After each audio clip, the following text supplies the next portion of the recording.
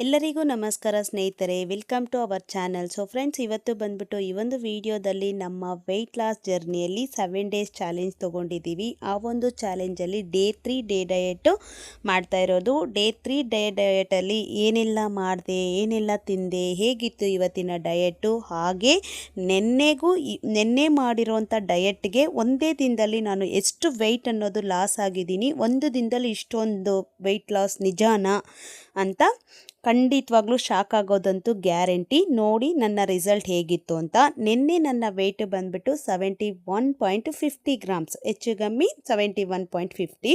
ನಿನ್ನೆಗೂ ಇವತ್ತಿಗೂ ನನ್ನ ವೆಯ್ಟ್ ನೋಡೋದಾದರೆ 70.350, ಅಂದರೆ ಇದೊಂದು 650 ಅದೊಂದು 50. ಟೋಟಲ್ಲು ಕೇವಲ ಒಂದು ದಿನದಲ್ಲಿ ನಾನು 700 ಗ್ರಾಮಷ್ಟು ಅಂದರೆ 700 ಗ್ರಾಮಷ್ಟು ತೂಕ ಅನ್ನೋದು ಇಳಿಕೆ ಆಗಿದೆ. ತುಂಬ ಒಳ್ಳೆ ರಿಸಲ್ಟ್ ಅಲ್ವಾ, ಸೂಪರಾಗಿ ಸಿಕ್ಕಿದೆ.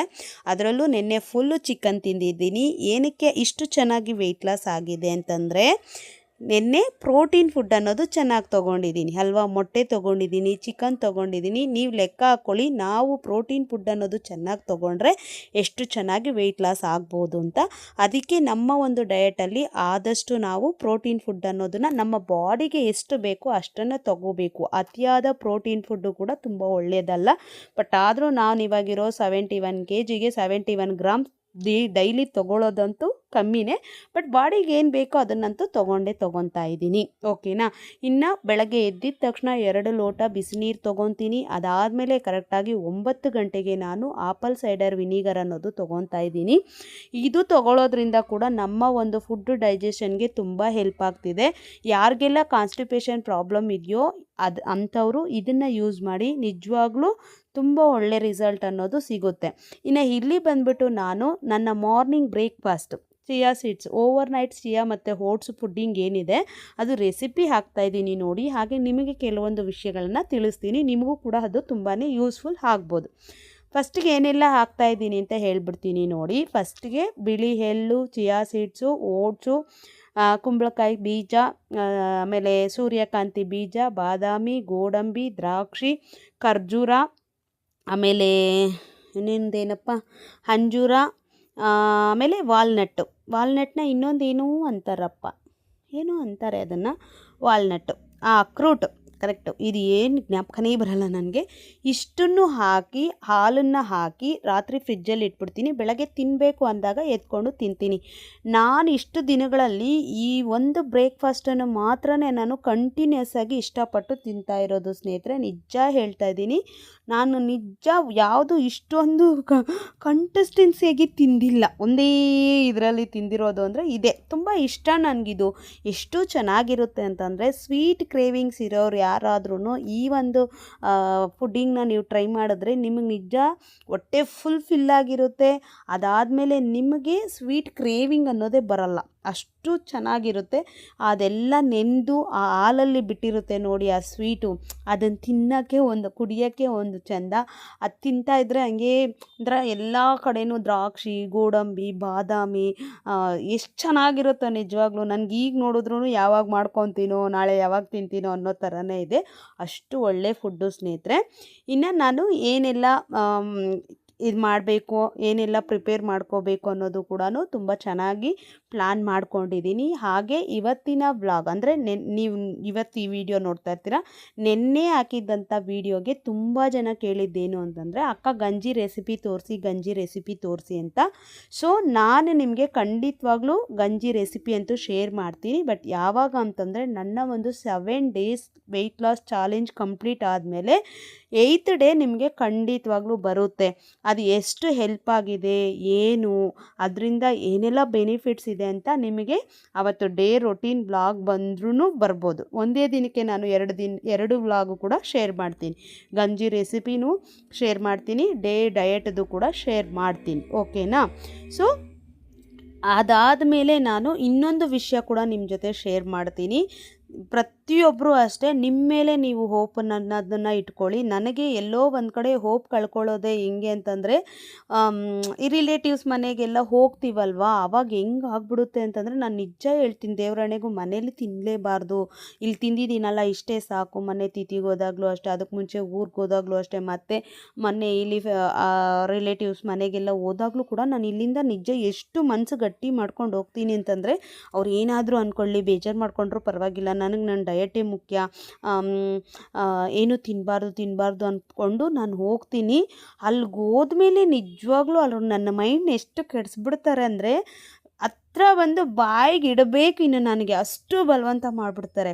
ಇದೊಂದು ಸ್ವಲ್ಪ ತಿನ್ಬಿಡು, ಇದೊಂದು ಸ್ವಲ್ಪ ನೀನು ತಿನ್ನಲೇಬೇಕು, ಅಪರೂಪ ನೀನು ಬರೋದೇ ಅಪರೂಪ. ಅಯ್ಯೋ ಯಾಕೆ ಹೇಳ್ತೀರಾ ಬಿಡಿ, ನನ್ನ ಡಯಟ್ ಹಾಳಾಗೋದೇ ಅದರಿಂದ. ನಾನು ಮೊನ್ನೆನೇ ಅಂದ್ಕೊಂಡೆ, ಒಂದು 3 ಮಂತ್ಸು ತೊಗೊಂಡ್ಮೇಲೆ ಈಗ ನಾನು ಯುಗಾದಿಗೇ ಊರಿಗೆ ಹೋಗೋದು ಸ್ನೇಹಿತರೆ. ಮಧ್ಯದಲ್ಲಿ ಏನಾದರೂ ಅಪ್ಪಿತಪ್ಪಿ ಫಂಕ್ಷನ್ ಬಂದರೆ ಹೇಳೋಕ್ಕಾಗಲ್ಲ, ಬಟ್ ಯುಗಾದಿ ಅಷ್ಟೊತ್ತಗಡೆ, ಯುಗಾದಿ ಎಷ್ಟನೇ ತಾರೀಕಿದೆ ಅಂತ ಕೂಡ ಗೊತ್ತಿಲ್ಲ, ಬಟ್ ಮಾರ್ಚ್ 31 ಅಷ್ಟರೊಳಗಡೆ ಯುಗಾದಿ ಬರಬಹುದಾ ಅಂದ್ಕೊಂಡಿದ್ದೀನಿ. ನೋಡಿಲ್ಲ, ನಾನು ಕ್ಯಾಲೆಂಡ್ರೇ ನೋಡಿಲ್ಲ ಸ್ನೇಹಿತರೆ. ಯುಗಾದಿ ಅಷ್ಟವರೆಗೂ ಎಲ್ಲೂ ಹೋಗಬಾರ್ದು, ಎಲ್ಲೂ ಹೋಗ್ದಿರ ನಾನು ಸೂಪರಾಗಿ ಡಯಟ್ ಮಾಡಬೇಕು ಅಂತ. ನಾವು ಎಲ್ಲೂ ಹೋಗಿಲ್ಲ ಅಂತಂದರೆ ನಿಜವಾಗ್ಲೂ ನಮ್ಮ ಟಾರ್ಗೆಟ್ ಅಂತೂ ಬೇಗ ರೀಚ್ ಆಗಿಬಿಡ್ತೀವಿ. ನೋಡಿ, ಒಂದೇ ದಿನದಲ್ಲಿ 700 ಗ್ರಾಮ್ಸ್ ಕಮ್ಮಿ ಆಗಿದ್ದೀನಿ ಅಂದರೆ ಸೂಪರ್. ಅದು ಹಂಗೆ ಮಾಡಬೇಕು. ನನಗಂತೂ ನಿಜ ಎಷ್ಟು ವರ್ಷ ಅಲ್ಲ, ಒಂದು ವರ್ಷದಿಂದ ಬರೀ 71 ಹಗ್ಗ ಇಟ್ಕೊಂಡು ನೇತಾಡೋ ಥರ ಇದೆ. ಬಟ್ ಆ ಹಗ್ಗನ ಮುಂದಕ್ಕೊಂದು ಸ್ಟೆಪ್ ತಂದು 69 ನೋಡಲೇಬೇಕು. ನಾಳೆ ಇಲ್ಲ ನಾಳಿದ್ರಲ್ಲಿ ನೋಡ್ತೀನಿ ಅನ್ನೋ ಹೋಪ್ ಇದೆ. ನೋಡೋಣ, ಅದೊಂದು ಬಂದ್ಬಿಡ್ತು ಅಂದರೆ ನನಗೊಂದು ಸೂಪರ್ ಮೋಟಿವೇಶನ್ ಬಂದಾಗ. ಆಮೇಲೆ 67 ಮೇಲೆ ಕಣ್ಣು ಹಾಕಿದ್ದೀನಿ. ಹಾಗೇ ಆಗುತ್ತೆ ಸ್ನೇಹಿತರೆ. ಆದಷ್ಟು ನಾವು ಮನಸ್ಸನ್ನು ಇಟ್ಕೋಬೇಕು. ನನಗೆ ನಿಜ 99% ಅಲ್ಲ, 100ಗೆ 100% ಮನೇಲಿ ಸೂಪರ್ ಸಪೋರ್ಟ್ ಇದೆ ಡಯಟ್ ಮಾಡೋದಕ್ಕೆ. ನೀನು ಮಾಡು, ನಿನ್ನಿಂದ ಆಗುತ್ತೆ ಅಂತ. ಬಟ್ ಈಗ ಜನ ಈಗೀಗ ಬರೋರೆಲ್ಲ, ಅಯ್ಯೋ ಸಖತ್ ಸಣ್ಣ ಆಗ್ಬಿಟ್ಟಿದ್ಯಾ, ಮತ್ತು ಅಯ್ಯೋ ಇಷ್ಟೇ ಸಾಕು ಅಂತಾರ. ಅದೊಂದು ಎಲ್ಲೋ ಮನಸ್ಸಲ್ಲಿ ಕೂತ್ಕೊಬಿಡುತ್ತೆ. ಅಷ್ಟು ಬಿಟ್ಟರೆ ಬೇರೆ ಏನೂ ಇಲ್ಲ ಸ್ನೇಹಿತರೆ. ನಾನು ಟಾರ್ಗೆಟ್ ರೀಚ್ ಆಗಬೇಕು. ಯಾರೇನಾದರೂ ಅಂದ್ಕೊಳ್ಳಿ, ಯಾರು ಎಷ್ಟಾದರೂ ಬೈಲಿ, ಓಕೆ ಅನ್ನೋದು ಅಷ್ಟೇ. ಅದಾದಮೇಲೆ ಯಥಾ ಪ್ರಕಾರ ನಾನು ನನ್ನ ಡಯಟ್ ಅಂತೂ ಮಾಡಬೇಕು. ಈ ಸಲ ಅಂತೂ ಬಿಡಲೇಬಾರ್ದು. ನನ್ನನ್ನು ಎಷ್ಟು ಜನ ಯಾವ ಥರ ಎಲ್ಲ ಅಂದಿದ್ದಾರೆ, ನಿನ್ನಿಂದ ಏನೂ ಆಗಲ್ಲ, ಏನೂ ಮಾಡೋಕ್ಕಾಗಲ್ಲ ಅಂತ. ನಾನು ಮಾಡ್ತೀನಿ ಸ್ನೇಹಿತರೆ. ಬಟ್ ನನ್ನ ಪರಿಸ್ಥಿತಿ ಆ ಥರ ಇದೆ. ಅದೇ ಥರನೇ ನನಗೆ ಪ್ರೀತಿಯಿಂದ ಸಪೋರ್ಟು ಕೂಡ ಮಾಡ್ತೀರಾ. ಅದಕ್ಕೆ ನಾನು ಎಷ್ಟು ಥ್ಯಾಂಕ್ಸ್ ಹೇಳಿದ್ರು ಕೂಡ ಸಾಕಾಗಲ್ಲ. ಸೊ ಇದನ್ನೆಲ್ಲ ಹಾಕಿ ನೈಟ್ ನೆನೆಸಿಟ್ಟಿದ್ನಲ್ಲ, ಬೆಳಗ್ಗೆ ಎದ್ದಿದ ತಕ್ಷಣ ಏನಾದರೂ ಫ್ರೂಟ್ಸ್ ಇದ್ದರೆ ಸೇರಿಸ್ಕೋಬೋದು. ದಾಳಿಂಬೆ ಆಗಿರ್ಬೋದು, ಆಮೇಲೆ ಬನಾನಾ ಆಗಿರ್ಬೋದು, ಅದಾದಮೇಲೆ ಚೇಪೆಕಾಯಿ, ಬೇರೆ ಬ್ಲೂಬೆರೀಸು, ಆಪಲ್ಲು, ಆ ಥರ ಏನಾದರೂ ಸೇರಿಸ್ಕೊಂಡು ತಿನ್ಬೋದು ಇದ್ದರೆ. ಇಲ್ಲ ಅಂತಂದರೆ ನಾನು ಹಂಗೆ ತಿಂತೀನಿ. ಇವತ್ತಿತ್ತು ಅಷ್ಟೇ. ಅದಾದಮೇಲೆ ಒಂದು 12 ಗಂಟೆ ಅನಿಸುತ್ತೆ, ಹೊಟ್ಟೆ ಯಾಕೋ ಸ್ವಲ್ಪ ಹೊಟ್ಟೆ ಹಶ್ವಾಗ್ತಾಯಿತ್ತು. ಸೊ ಕ್ಯಾರೆಟು ಮತ್ತು ದಾಳಿಂಬೆ ಹಾಕಿ ಜ್ಯೂಸ್ ಮಾಡ್ಕೊಂಡು ಕುಡಿದೆ. ಅದಾದಮೇಲೆ ಫುಲ್ ಫ್ರೆಶ್ ಆಗಿ ನಿಮಗೋಸ್ಕರ ಒಂದಷ್ಟು ಮಾತಾಡಿದ್ದೀನಿ, ನೋಡಿ, ನಿಮಗೂ ಕೂಡ ಚೆನ್ನಾಗಿ ಅನಿಸುತ್ತೆ. ಸೊ ಸೂಪರಾಗಂತೂ ಡಯಟ್ ಹೋಗ್ತಾ ಇದೆ. ಸೂಪರಾಗಿದೆ ಡಯಟ್ ಅಂತೂ. ಒಳ್ಳೆ ರಿಸಲ್ಟ್ ಸಿಗ್ತಾ ಇದೆ. ಸೊ ಯಾರೆಲ್ಲ 7 days ಚಾಲೆಂಜ್ ತೊಗೊಂಡಿದ್ದೀರೋ ಅವರೆಲ್ಲರೂ ಕೂಡ ಚಾಲೆಂಜ್ ತೊಗೊಳ್ಳಿ. ನಿಜವಾಗ್ಲೂ ಒಳ್ಳೆ ರಿಸಲ್ಟ್ ಸಿಕ್ಕಿದೆ. ಇವತ್ತಂತೂ ಸೂಪರ್ ರಿಸಲ್ಟ್ ಸಿಕ್ಕಿದೆ. ನೋಡಿರ್ತೀರ ಆಲ್ರೆಡಿ ವಿಡಿಯೋದಲ್ಲಿ. ಸೊ ನಾನಂತೂ ಈಗ 12:30 ಆಯಿತು. ತೇಜುಮನ್ನ ಕರ್ಕೊಬಂದು ಒಂದು ಸ್ವಲ್ಪ ಬ್ಲೌಸಸ್ ಎಲ್ಲ ಸ್ಟಿಚ್ ಮಾಡೋದಿದೆ. ಬ್ಲೌಸ್ ಸ್ಟಿಚ್ ಮಾಡಿ, ಶನಿವಾರ ಬೇರೆ ಅಲ್ವಾ, ವಾರ ಪೂಜೆ ಎಲ್ಲ ಮಾಡಿ ಫುಲ್ ಕಂಪ್ಲೀಟಾಗಿ ಒಂದು ಡೇ ಡಯಟ್ ಅಂತೂ ಕಂಪ್ಲೀಟ್ ಮಾಡೋಣ ಅಂದ್ಕೊಂಡಿದ್ದೀನಿ. ಸಾರಿ, ಫೇಸ್ ಟು ಫೇಸ್ ಮಾತಾಡಿ ತುಂಬ ದಿನ ಆಯಿತು. ಹಾಗೆ ತುಂಬ ದಿನಗಳಿಂದನೂ ನನಗೆ ಕರೆಕ್ಟಾಗಿ ಡಯಟ್ ಫಾಲೋ ಮಾಡೋಕ್ಕಾಗಿರಲಿಲ್ಲ. ನೀವು ತುಂಬಾ ಸಪೋರ್ಟ್ ಮಾಡಿದ್ದೀರಾ ನನಗೆ. ಹೆಂಗೆ ಅಂತಂದರೆ ಅಪ್ಪ ಅಮ್ಮನೇ ಅಲ್ವಾ, ನಾವು ಎಷ್ಟು ಸಲ ತಪ್ಪು ಮಾಡಿದ್ರು ನಮ್ಮನ್ನ ಆಕ್ಸೆಪ್ಟ್ ಮಾಡೋದು. ಸೊ ಅದೇ ಥರ ನೀವು ನನ್ನನ್ನು ತುಂಬ ಚೆನ್ನಾಗಿ ಅಕ್ಸೆಪ್ಟ್ ಮಾಡಿದ್ದೀರಾ. Thank you so much. And weight loss journey ಅಂತೂ ತುಂಬ ಚೆನ್ನಾಗಿ ಹೋಗ್ತಾ ಇದೆ. ಇನ್ನೂ 3 days ಎಲ್ಲೂ ದಬ್ಬಾಕೊಳ್ತೀರಾ ನೀಟಾಗಿ ಆರಾಮಾಗಿ ಮಾಡ್ಕೊಂಡು ಹೋಗೋಣ ಅಂತ ಅಂದ್ಕೊಂಡಿದ್ದೀನಿ.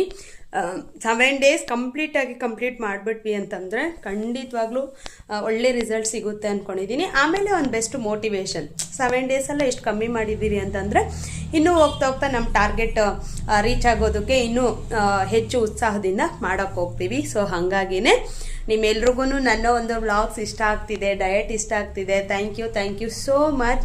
ತುಂಬ ದಿನ ಆಯಿತು ಈ ಥರ ಮಾತಾಡಿ, ಸೊ ಅದಕ್ಕೆ ಇವತ್ತು ಮಾತಾಡೋಣ ಅಂತ ಅಂದ್ಬಿಟ್ಟು ವ್ಲಾಗ್ ಅಂತೂ ಫುಲ್ ನೋಡಿ ಏನೆಲ್ಲ ಮಾಡಿದೆ, ಏನು ಯಾವ ಥರ ಇತ್ತು ಅಂತ ಅಂದ್ಬಿಟ್ಟು ನಾಳಿನ ವ್ಲಾಗಲ್ಲಿ ಸಿಗ್ತೀನಿ. ಈಗ ನೀವು ವ್ಲಾಗ್ ಕಂಟಿನ್ಯೂ ಮಾಡಿ. ಓಕೆ, ಬಾಯ್. ತೇಜು ಮನೆ ಕರ್ಕೊಬಂದಮೇಲೆ ಮಧ್ಯಾಹ್ನ ಲಂಚ್ಗೆ ನಾನು ಏನು ಮಾಡ್ಕೊತಾ ಇದ್ದೀನಿ ಅಂತಂದರೆ, ಬೆಳಗ್ಗೆ ಎಲ್ರಿಗೂ ಸೇರಿಸಿ ಪಲಾವ್ ಮಾಡಿದ್ದೆ. ನಾನು ಪಲಾವ್ ಮಾಡಿದಾಗ ಏನು ಮಾಡ್ತೀನಿ ಅಂತಂದರೆ ಸ್ವಲ್ಪ ಮಸಾಲನ ಎತ್ತಿಟ್ಬಿಡ್ತೀನಿ. ಸೊ ಅದನ್ನೇ ಎತ್ತಿಟ್ಕೊಂಡಿದ್ದೆ. ಇಲ್ಲಿ ನಾನು ಗೋಧಿ ನುಚ್ಚನ್ನು ಬಳಸ್ತಾ ಇದ್ದೀನಿ ಸ್ನೇಹಿತರೆ. ಯಾರಿಗೆಲ್ಲ ರೈಸ್ ತಿನ್ನಲೇಬೇಕು ಅನ್ನೋ ಕ್ರೇವಿಂಗ್ ಇರುತ್ತೋ, ನಮಗೆ ರೈಸ್ ಸ್ಟಾಪ್ ಮಾಡೋಕ್ಕೆ ಆಗಲ್ಲ ಅಂಥವರು ನೀವು ಅದರ ಬದಲಾಗಿ ಗೋಧಿ ನುಚ್ಚನ್ನು ಬಳಸ್ಕೊಳ್ಳಿ. ತುಂಬ ಚೆನ್ನಾಗಿರುತ್ತೆ. ನಿಮ್ಗೆ ಹೆಚ್ಚು ಕಮ್ಮಿ 90% ರೈಸ್ ತಿಂದಂಗೆ ಇರುತ್ತೆ. ಸೊ ನಾನು ಆ ಮಸಾಲೆ ಜೊತೆಗೆ ಇನ್ನೊಂದು ಸ್ವಲ್ಪ ರಾಜ್ಮಾ, ಕಡಲೆಕಾಳು ಮತ್ತು ಇದು ಏನಪ್ಪ ಅದು ಹೆಸರು ಕಾಳು, ಇದಿಷ್ಟನ್ನು ಹಾಕಿದ್ದೀನಿ. ನೀವು ಅನ್ಕೋಬೋದು ಅಕ್ಕ ತಿನ್ನೋದು ಒಂದೇ ಟೈಮು ಮತ್ತು ಬೆಳಗ್ಗೆ ಒಂದು ಬ್ರೇಕ್ಫಾಸ್ಟ್ ತಿಂತಾರೆ, ಅದಾದಮೇಲೆ ಬೇರೆ ಏನು ನಾನು ಫುಡ್ ತೊಗೊತಾ ಇಲ್ಲ, ನೈಟ್ಗೆ ಗಂಜಿ. ಇಷ್ಟರಲ್ಲಿ ನಮಗೆ ಬೇಕಾಗಿರೋ ಪ್ರೋಟೀನ್ ಸಿಗುತ್ತಾ, ಫೈಬರ್ ಸಿಗುತ್ತಾ ಅಂದರೆ ಖಂಡಿತವಾಗ್ಲೂ ಸಿಗುತ್ತೆ.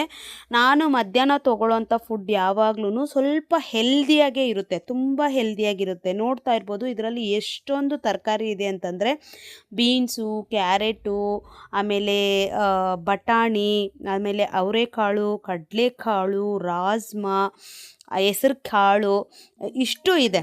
ಇಷ್ಟ್ರ ಜೊತೆಗೆ ಸ್ವಲ್ಪ ಗೋಧಿ ನುಚ್ಚು, ಇಷ್ಟು ಇದೆ. ತುಂಬ ಒಳ್ಳೆ ಫುಡ್ ಅಂತಲೇ ಹೇಳ್ಬೋದು. ಇದು ಬೆಳಗ್ಗೆ ತಿನ್ನೋದಂತೂ ತುಂಬ ಪ್ರೋಟೀನ್ ರಿಚ್ ಫುಡ್ ಅಂತ ಹೇಳ್ಬೋದು. ಬೆಳಗ್ಗೆ ತಿಂದಿರೋ ಫುಡ್ಡು, ಅದರಲ್ಲೂ ಕೂಡ ನಮಗೆ ಬೇಕಾಗಿರೋವಂಥದ್ದು ಒಂದಷ್ಟು ಪ್ರೋಟೀನ್ ಇರುತ್ತೆ. ಇನ್ನು ಗಂಜಿಯಲ್ಲೂ ಕೂಡ ಹೇಳ್ತೀನಿ ತುಂಬಾ ಪ್ರೋಟೀನ್ ಇರುತ್ತೆ. ನೀವು ನಾನು ಹಾಕಿರೋ ಐಟಮ್ಸ್ನ ನೋಡಿದ್ರೆ ಗೊತ್ತಾಗುತ್ತೆ ಅದು ಎಷ್ಟು ಒಳ್ಳೆಯದು, ಅದು ಎಷ್ಟು ಕೆಲಸ ಮಾಡುತ್ತೆ ನಮ್ಮ ಡಯಟ್ಗೆ ಅನ್ನೋದು ನಿಮಗೆ ನಾನು ಕುತೂಹಲ ಮೂಡಿಸ್ತಾ ಇದ್ದೀನಿ. ಏನಿರ್ಬೋದು ಆ ಗಂಜಿ, ಏನಿರ್ಬೋದು ಅಂತ.